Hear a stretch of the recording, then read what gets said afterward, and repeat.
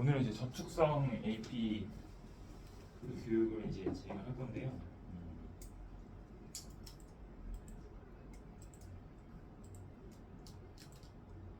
저축성 우리 이제 보험의 종류가 두 가지가 있죠. 뭐가 있을까요? 네, 보장성 보험과 저축성 보험. 그럼 저축성 보험의 정의가 뭐예요? 고객님께서 만약에 우리 도영 씨한테, 그렇죠? 도영 씨 맞으시죠? 네. 도영 씨한테 만약에 저축성 보험이 뭐야? 라고 이렇게 질문을 한다면 뭐라고 말하실래요? 저축하는 거. 그렇죠. 대선이한테 만약에 우리 고객님께서 저축성 보험이 뭐야? 라고 물어본다면 뭐라고 이야기할 수 있어요? 수익성을 보장하는 보험. 수익성을 보장하는 보험. 수익성을 위해서 대보험. 뭐 그렇게 표현할 수 있겠죠.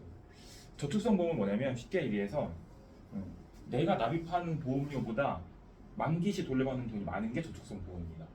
그래서 실제로 네이버에 저축성 보험이라고 검색을 하면 지식백과사전에 이런 얘기가 나와요. 목돈 마련이나 노후생활자금을 대비해주는 보험 상품으로 납입한 보험료보다 만기 시에 지급되는 급부금이 더 많은 보험을 얘기한다. 그러니까 내가 납입한 것보다 무조건 더 받을 수 있다는 거죠.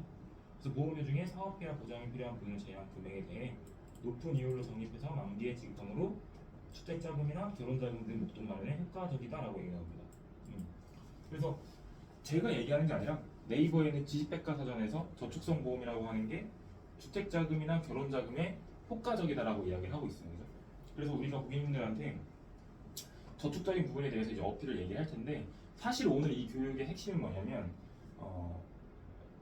이 저축성 AP를 통해서 종신보험이나 보장성 보험을 받는 개념이거든요. 저 같은 경우는 이제 이런 식으로 고객분이랑 세일즈를 처음에 많이 했었어요.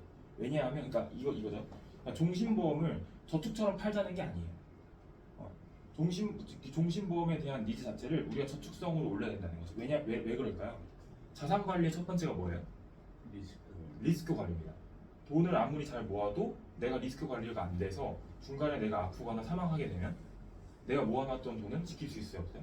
없죠. 그러면 내 아버지 어머니가 아파서 병원에 입원해 계시는데 치료받을 돈이 없어서 부족해서 내가 모아놨던 돈 10년 동안 5년 동안 결혼자금으로 모아놨던 돈을 내가 단 한 번에 순식간에 사라져버릴 수 있단 말이에요. 그래서 실제로 그런 것을 지키기 위해서 우리가 종신보험이라든지 건강보험이라든지 이런 보장성 보험을 준비를 해야 되는데 그 얘기를 우리가 일반 만나는 우리 주변 사람들한테 현재 이야기했을 때 정말 이제로 확 느끼는 사람이 있을까요?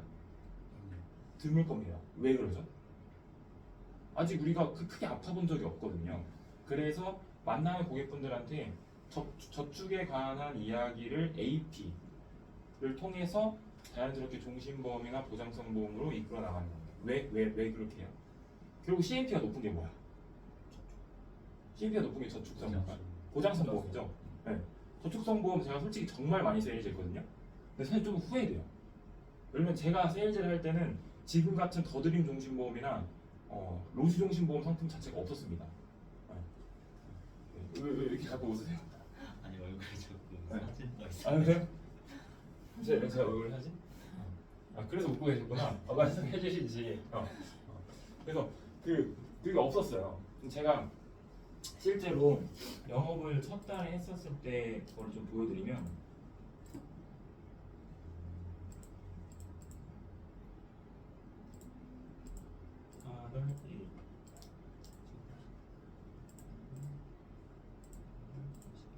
제가 첫 달 워킹한 업적이거든요. 그러니까 8월 1일부터 8월 31일까지가 제가 첫 달인데 7월달 교육받고 이 당시만 하더라도 사실은 저는 제가 스스로 조금 브레이크가 좀 걸려 있었어요. 저축은 저축대로만 세일즈를 해야 된다라는 약간 그런 개념. 보시면 총 몇 건이에요? 네, 37건이죠. 자, 이 중에 보시면 CMP가 총 얼마나요? 3,200이죠. 3,200만 원 정도 제가 했어요. 그래서 여기서 뭐 또 받고 그래서 받은 거 3,200 받았는데 중요한 건 월납보험료가 얼마예요? 거의 1,000만 원입니다. 월납보험료가 거의 1,000만 원이고요. 실제로 제가 CMP에 3,200 정도를 한 거죠. 그럼 제가 실제로 이 월납보험료의 1,000만 원 중에 저축성 상품을 보면요, 여기서부터 하나, 둘, 셋, 넷, 다, 여, 일곱, 여덟, 아홉, 열, 열하나, 열둘, 열셋, 열넷, 열다섯, 아니, 한 10개 정도, 10개가 넘는 것 같은데. 하나, 둘, 셋, 넷, 다, 여, 일곱, 여덟, 아홉, 열, 열하나, 열둘, 열셋, 열넷, 열다, 열여, 열일곱, 열여덟, 열아홉, 스물, 스물하나, 20개네요, 20개. 제가 생각해보면 20개예요. 그래서 제가 제가 고객들이 내는 저축성 보험료를 계산을 해봤더니 대략 700 정도가 나오더라고요. 근데 만약에 제가 이 700 CMIP 되는 이거를 단순히 모으고 키우는 변액 적립보험이나 변액 연금보험이 아니라 제가 만약에 로지종신보험을 받았잖아요. 그럼 저는 CMP가 3,200이 아니라 8,000입니다. 근데 지금 로지종신이 저희 회사에 있죠. 로지종신 같은 상품이 그 당시에는 없었어요. 그래서 제가 오늘 여러분들께 말씀드리고 싶은 게 뭐냐면, 결국에는 우리가 만난 대부분의 대다수의 사람들은 젊은 사람들이다 보니까 보장에 대해서 우리가 막 엄청 적극적으로 이야기하더라도 만나는 사람들이 니즈를 확 느끼기는 쉽지 않다. 어렵습니다. 그래서 이 사람들을 이 관심을 가지고 있는 게 뭐예요? 결국 집을 사고 결혼 자금 모으고 돈을 모아서 자기가 뭐 원하는 어떤 좀 이 인생의 어떤 워라벨이라든지 파이어족이 되고 싶은 거 아니에요? 결국 부자가 되고 싶은 거 아니에요? 그래서 그거를 관련된 우리가 저축에 대한 이야기를부터 먼저 꺼내기 시작하는 거예요. 그럼 우리가 저축을 할 수 있는 방법이 인생을 살면서 뭐가 있을까요? 저축을 할 수 있는 방법이 인생을 살면서 지금도 뭐 떠올라요? 아니요. 저축을 할 수 있는 방법이 뭐가 있을까요? 저축 방법, 투자 방법, 주식. 주식, 투자. 주식 투자 또 펀드. 펀드, 또 뭐가 있을까요? 적금. 적금, 또 부동산. 부동산, 비트코인. 비트코인, 또 뭐 대략 요 정도? 그럼 요 정도 수준인데, 요 정도 수준에서 지금 현 시각에 미국에 있는 로버튼 씨는 이 5가지 말고 다른 게 있을까요? 없습니다. 그러니까 무슨 말이냐면, 지금 우리가 현존하는 이 자본주의 사회에서 우리가 실제로 투자하고 저축할 수 있는 방법은 주식, 부동산 밖에 없어요, 사실. 왜냐면 펀드도 결국엔 뭐예요? 주식이에요. 그래서 주식, 부동산밖에 사실 없는데, 결국엔 사람들이 부동산 투자를 해서 건물을 갖고 자기 집을 가지려고 하는 것도 안정을 찾기 위해서잖아요. 그래서 그 본질에 대해서 우리가 고객분들한테 먼저 던지는 거예요. 어떻게? 호기심이 생기도록. 자, 그러면 이런 거예요. 현실적인 부분에서 이제 이야기를 하는 거예요. 자, 그러면 상수님 맞으시죠? 네.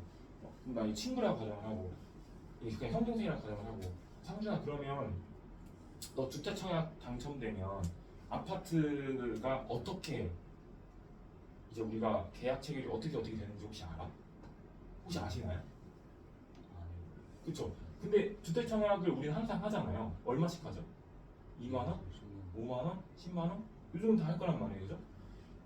내가 가입한 사람도 있을 거고, 또 부모님께서 가입해 주신 분도 계실 거고, 그죠?